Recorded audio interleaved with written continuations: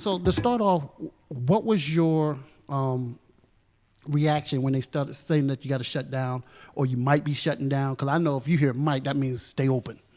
I didn't. I stayed open till last night. I was like, "What? Close? Yeah.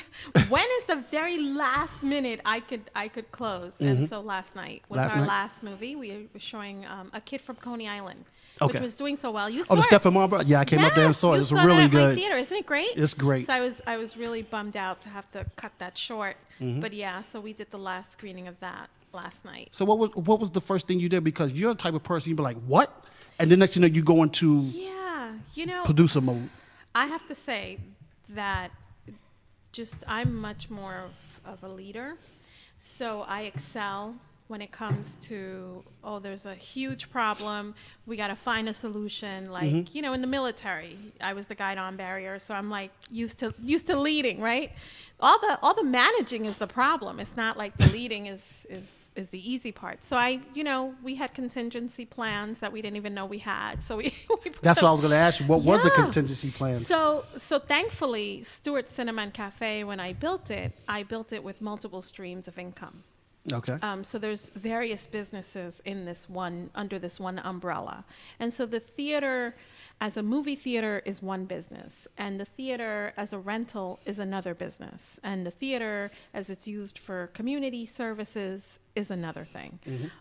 So that's where the kids' video gaming comes in, the church that takes place on Sundays, right? So that's a different sort of revenue stream. And then there's the movies, right? So now we're doing first run, second run, motion pictures, all of that stuff. That's another stream. And then there's the regular rentals, there's film festivals, that's a different umbrella. And then there's the cafe, right? So the cafe has two purposes. It serves to feed all the people in the community who come and get their lunch and their dinner. And then it's also food for the theater. Right. So once we eliminated the theater as a source of income, then we moved to using the cafe. So, for example, we're going to be serving food from 11 to 4, 7 days a week. So that's sort of our lunch rush hour, and all of the people who are working from home who come to the cafe to pick up some food. So we're open 7 days a week right now. 11 to 4, and so that's going to continue to run, and our catering business as well, and obviously I continue to do consulting and those types of things. So thank God that we have multiple streams of income. Right. Okay. Yeah. Now, so I didn't have to shut down completely. Now, are you worried about, like, you're doing this and you're worrying about this might last longer?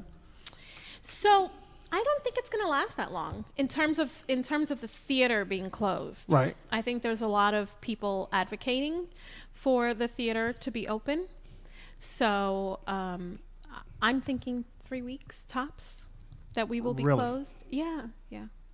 I think they're going to open it in small doses. So maybe it'll be 50 people can be in a space, then 100 people, then we could go back to normal. So I think it's going to be incremental, but I don't see this going through the summer or September like people are saying in terms of businesses being closed, because, how we going to, the impact to the economy is outrageous.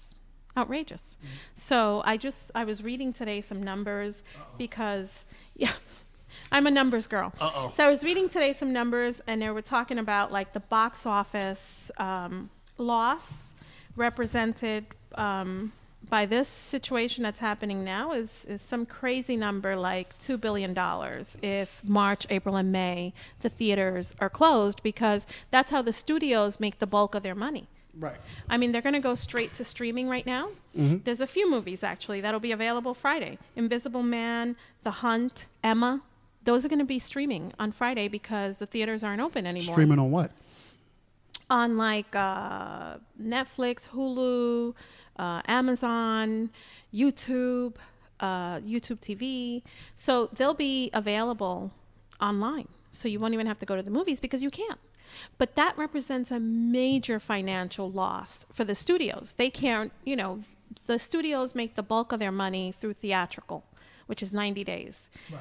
And at this point, they're lucky if they got, 30 days So, and Trolls, the movie that just came out. So that's going to live stream, I think, April 10th. So, yeah. So it's going to be a lot cheaper. Yeah, it's $19.99. Those movies will be. They already set the price. If it's on Netflix and if you're a subscriber, you don't have to pay that, do you? Right. Right. So you're looking at about like $7. But it's going to probably be on pay stream. So like Amazon, right? Google Pay, iTunes. Which one do you think is the best? You have YouTube TV, Amazon TV, Hulu, Netflix, all these different streaming sites and stuff. Which one is the best one in your opinion? So, if it's not going to get you in trouble. Yeah, it'll probably get me in trouble. But they don't answer it though. But yeah, so I like Amazon Prime, but also because there's a lot of independent stuff on there. Okay, I can understand so that because filmmakers are uploading their own content, so I love that stuff. So and I try to support. So I like Amazon Prime, but in terms of streaming, I think YouTube has the best platform. Really? Yeah, it's the same price. They're all pretty much $19.99, $14.99, whatever it is to buy a film. Interesting. Yeah. I didn't think you would say that. Yeah. iTunes is good too. I find it a little more. iTunes got TV? Yeah, they have regular movies. Really? Yeah, just like music. So it's music, movies. Well, I don't have an TV iPhone, shows. so I don't look at that, but still. Oh, yeah, right. Okay. So, yeah, that wouldn't apply to you. No, definitely not. I got a real phone. So, yeah, the industry, the studios are losing a ton of money, and I'm sure there's going to be a lot of pressure on the government because Hollywood represents a lot of money for everybody. So definitely.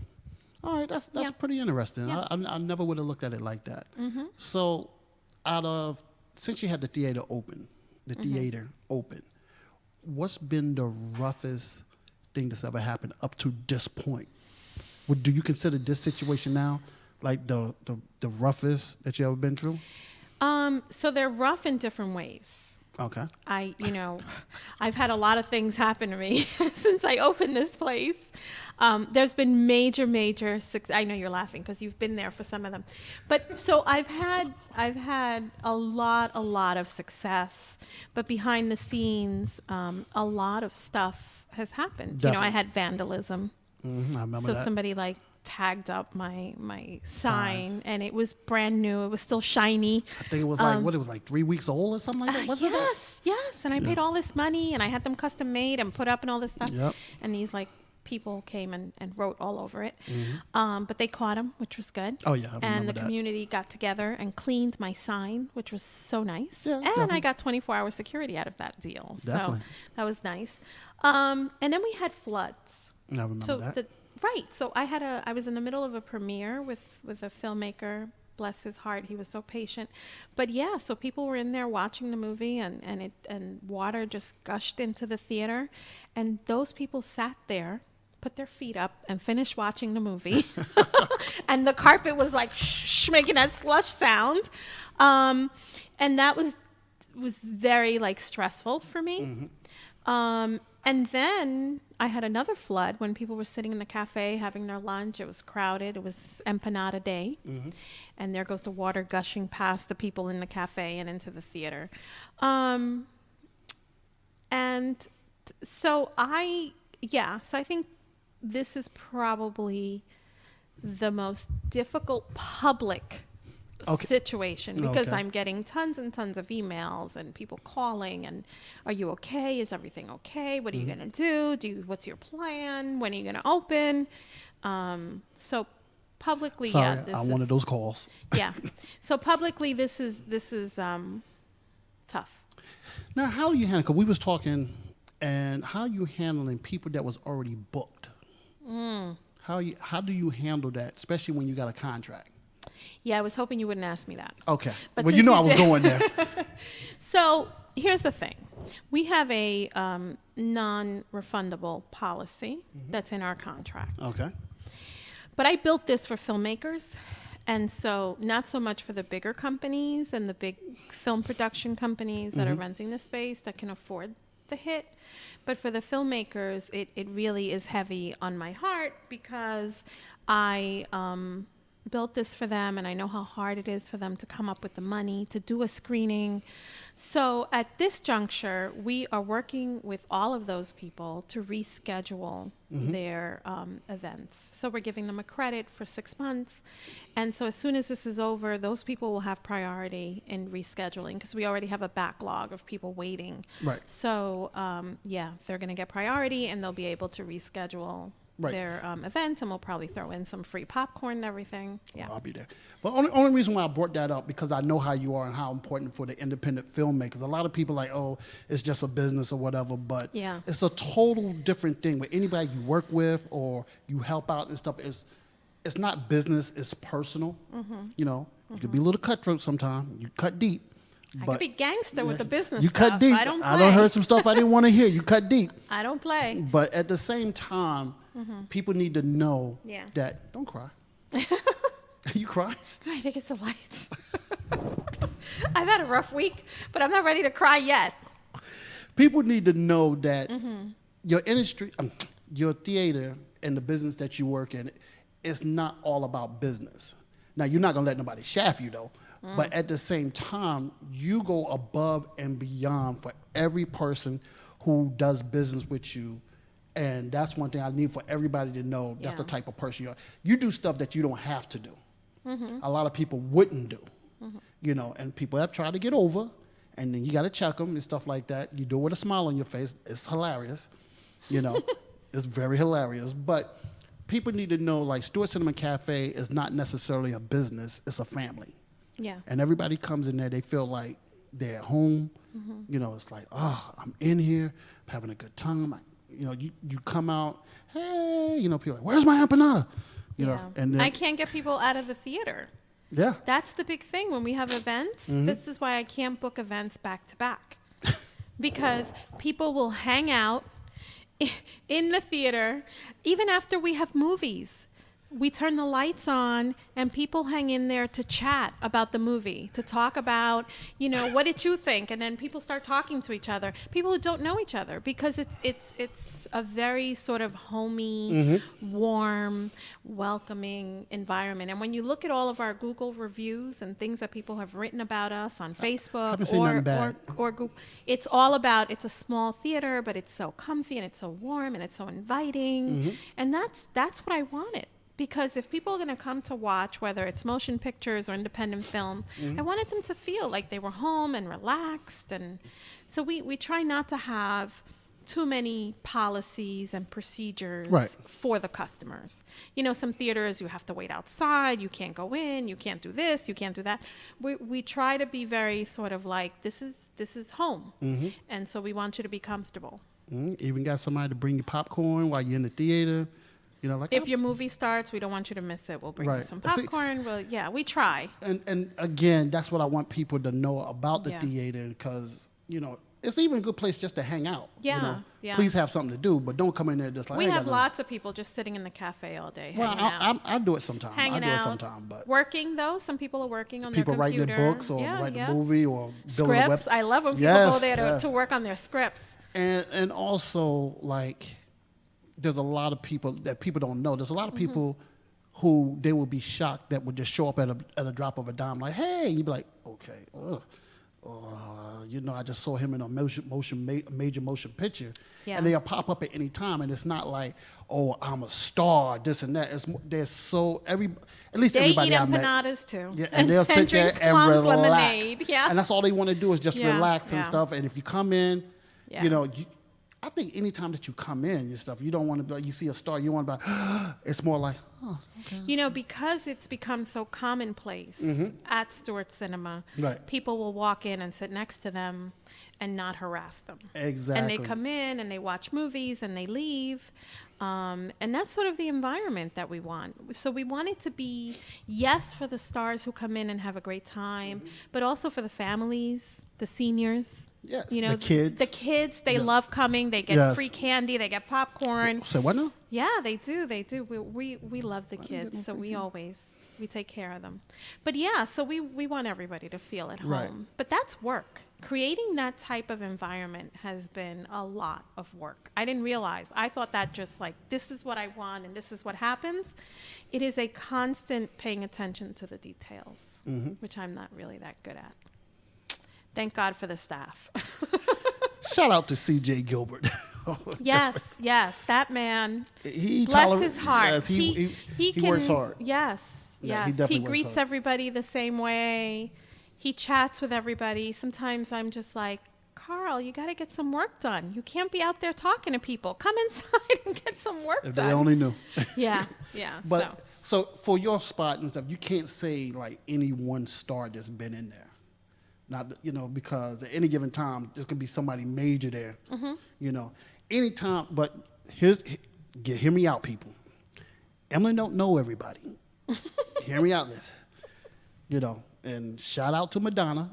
I was gonna bring up, but Yep. Emelyn don't know everybody, but she treats. I don't recognize everybody. That's Okay, different. that's different. Okay. I know that I don't recognize them. And so when they walk in, which is great because everybody gets treated the same because I can't always Well, you recognize You've always people. been the type that nobody's bigger than the other person. That's true. So that's absolutely so it's true. like it's universal.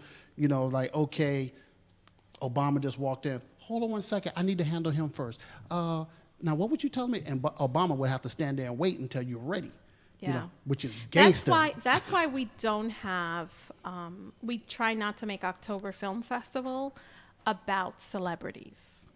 You have a couple there sometimes. And why? No, they do come, but it's not about them. Right. Right? It's about the filmmakers, it's about the actors and the producers in those films. Mm-hmm. And so, unlike some of the other festivals, we really try to focus on the just independent filmmakers, and we try not to make it about the celebrities. Right. Well, most of the times you just don't tell anybody who's coming, and they just pop up. Now that's Right. since But I've been that's going. the trick, because it's not about them. Right. And they just pop up because they just want to see something or whatever. Yeah. So that's pretty cool. Now, what did you think about, like, the president said some stuff today about... Who, the president? What president? Don't you talk to me about the president. Okay. The governor said some stuff today. Okay, yes. No, Talk about the governor, the mayor. Okay. One thing that I woke up to this, and he was saying basically, yes, they want to, want everybody to stay home, but he's also saying the kids are home. Don't keep them cooped up. Take them to the park. Take them to this, but no closed-in area. What is your thoughts on that? Because you got kids, and you always all over the place. So what do you think about what he was saying about that? So one of the first things we did when the announcement came out about the social distancing Right. is thankfully our theater is set up so that we can move the seats around. Exactly. I was like, I was thinking about, we actually talked about this, Yep. where I wanted to convert the theater and put in recliners. Yes, I and remember that. they were going to be stationary. And then I thought, well, if I Bad do move. that, then I can't move the seats around. Yep. And so, like a filmmaker who is having an event and invites 70 people and only 20 show up, I'd have no way of helping that filmmaker out because there would be a whole bunch of empty seats. This way, now, if a filmmaker says, hey, I invited 70, but I was only, or I wanted to have 70 people, but I'm only having 20, and someone important is going to be in the audience, we can adjust the theater so that it looks like there's only supposed to be 20 people in there. Right. And, we did Fashion Week event at the theater, and we Yep. had to readjust everything. So I didn't do the recliners. And now I am thankful that I didn't, There you because go. the first thing we had to do was create 6 feet of distance between the seats. And we were able to do that. Definitely. But I definitely think, to your question, that it is important to maintain a healthy distance. I mean, I'm concerned about my dad, who's 82 and is at home, and, so there are concerns. And this stuff is real. Like, we're Very not real. taking it lightly. We're open, but we definitely are taking all kinds of precautions. So there's, I don't know if you've been there this week, there's Lysol everywhere. There's Oh, yeah. hand sanitizer all over the place. You know what I've been meaning to ask you? And I'm just shocked that I'm getting ready to ask you this. Uh-oh. What's up with the big King Kong poster in the bathroom? Okay. It got to be a story with it because it scared the heck out because I happened to look up and I said, oh, shoot. What's up with that? While you were using that. Yes. You looked up. You're like, why does she have this King Kong poster? So the first movie I ever saw in a movie theater was the King Kong movie. Come on now. You've seen more than that. No. Really? I actually didn't have a television in my room or like that I could have access to till I was 14. Yeah. We had one, I know that. And my brother can tell you, we had one TV in the house. Remember the one that was like furniture? And it had like wood around it. And it was like, you would use it to put stuff on top. So we had one of those that you had to manually turn. And so it was in the living room. And because my parents didn't speak English, it was always turned to channel 41, Galavisión, right? Or Telemundo. Those, right? So 41 or 47, those are the only two channels. Univision. And right. And so my stepdad didn't really allow us to watch it because it was his TV. And so he was always home because he got home from work at like 3 o'clock. Mm-hmm. And so I didn't really have my own TV till I was 14 when I could buy one. And so I never really watched TV. And then we never went to the movies because we were like, my mom was like, that's an extra expense you don't need. I'll tell you a story. She's like, we lived on Fifth Avenue. Stuart Cinema and Cafe.